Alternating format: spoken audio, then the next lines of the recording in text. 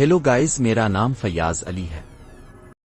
आज आपके सामने में ऐसी कहानी पेश करने जा रहा हूं जिसको सुनकर आपके रोंगटे खड़े हो जाएंगे। कहानी का आगाज करने से पहले आपसे दरखास्त है कि चैनल को सब्सक्राइब कर लें और बेल आइकन को जरूर दबाएं ताकि आने वाली हर नई वीडियो की नोटिफिकेशन आप तक सबसे पहले पहुंचे। कहानी का उन्वान है कब्रों का खेल। गांव के किनारे एक पुराना कब्रिस्तान था जहां जाने की किसी को जुर्रत नहीं थी। लोग कहते थे कि वहां रात को कब्रें सांस लेती हैं और मुर्दे अपनी जगह पर नहीं रहते। चार दोस्त आदिल, फहद, साजिद और वकास शरारत और जिद में आकर तय करते हैं कि आज रात वो कब्रिस्तान में जाकर साबित करेंगे कि ये सब कहानियां झूठ हैं। रात के 12 बजे वो कब्रिस्तान का जंग आलूदा दरवाजा खोलते हैं। दरवाजे की चरचराहट ऐसे लगती है जैसे किसी ने चीख मार दी हो। अंदर दाखिल होते ही खामोशी टूट जाती है। ठंडी हवा उनके जिस्म में उतर जाती है। दूर एक बोसीदा कतबा अपने आप हिलता है जैसे कोई नीचे से धक्का दे रहा हो। फहद हंसते हुए बोला, ये सब वहम है, देखो कुछ नहीं होगा। मगर आदिल ने कांपते लहजे में कहा, खामोश रहो, मुझे लग रहा है कोई हमें देख रहा है। इसी वक्त अचानक एक पुरानी कब्र का मिट्टी का ढेर हिलने लगा। चारों ने सांस रोक लिया। मिट्टी में से एक हाथ निकला, सड़ा हुआ बोसीदा और उंगलियों में कीड़े रेंग रहे थे। वकास चीख पड़ा और पीछे हटने लगा। साजिद कांपती आवाज में बोला, ये तो नामुमकिन है। कब्र का ढक्कन टूटकर खुला और इसमें से एक लाश आधी बाहर निकल आई जिसकी आंखें खिली थीं, मगर आंखों में सफेदी नहीं, सिर्फ अंधेरा। लाश ने सर उठाया और खोखली आवाज में कहा, तुमने आने की जुर्रत की, अब वापस जाना मुमकिन नहीं। चारों दोस्तों के कदमों तले जमीन खिसक गई और कब्रिस्तान की बाकी कब्रें भी हिलने लगीं। कब्रिस्तान में एक के बाद एक कतबा हिलने लगा। जमीन के नीचे से धमक ऐसी आ रही थी जैसे दर्जनों लोग एक साथ जमीन पर मुक्के मार रहे हों। चारों दोस्त पीछे हटने लगे।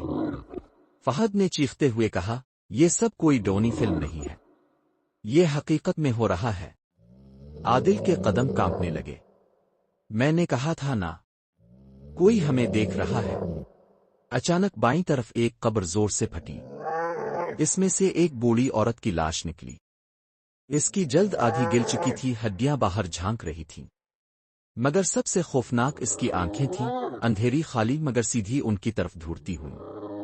वो कराहती आवाज में बोली, हम भूखे हैं, तुम आए हो हमें खिलाने। लाश आगे बढ़ने लगी, इसके साथ ही बाकी कब्रें भी खिलने लगे। दर्जनों सड़े हुए हाथ मिट्टी से बाहर निकलने लगे जैसे कब्रिस्तान ने एकदम सब कुछ उगा दिया हो। वकास जमीन पर गिर गया, इसके पीछे से 2 हड्डियां निकलकर उसकी टांग पकड़ने लगे। वो चीखने लगा, बचाओ, कोई मुझे खींच रहा है। साजिद ने इसका हाथ पकड़ा मगर मिट्टी की ठंडक इसके अपने जिस्म में दौड़ गई। इसे लगा जैसे इसके बाजू में कोई बर्फ का सांप रेंग रहा है। लाशें अब आहिस्ता आहिस्ता कब्रों से निकलकर सीधी खड़ी हो रही थीं। उनके जिस्म से बदबू ऐसे निकल रही थी कि सांस लेना मुश्किल हो गया। और फिर एक साथ सब ने सर उठाकर आसमान की तरफ चीख मारी। वो चीख इंसानी नहीं थी, बल्कि ऐसी आवाज जैसे 100 कब्रें बैक वक्त टूट रही हों। कब्रों का खेल शुरू हो चुका था। लाशों का हुजूम चारों तरफ बढ़ने लगा।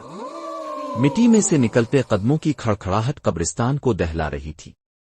वकास अब भी जमीन पर गिरा हुआ था, 2 हड्डियों जैसे हाथ इसकी टांगों को अपनी तरफ खींच रहे थे।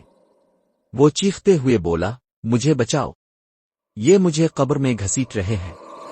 आदिल ने इसे पकड़ने की कोशिश की, लेकिन अचानक एक लाश पीछे से इस पर झपटी। लाश का जबड़ा उधड़ा हुआ था और दांतों के बीच कीचड़ और थे।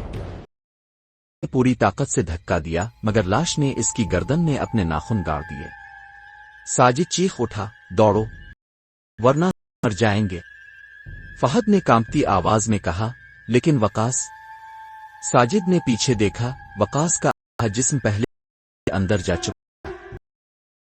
खून कब्र की मिट्टी नोच रहे थे मगर आहिस्ता आहिस्ता वो अंधेरे में खो गया।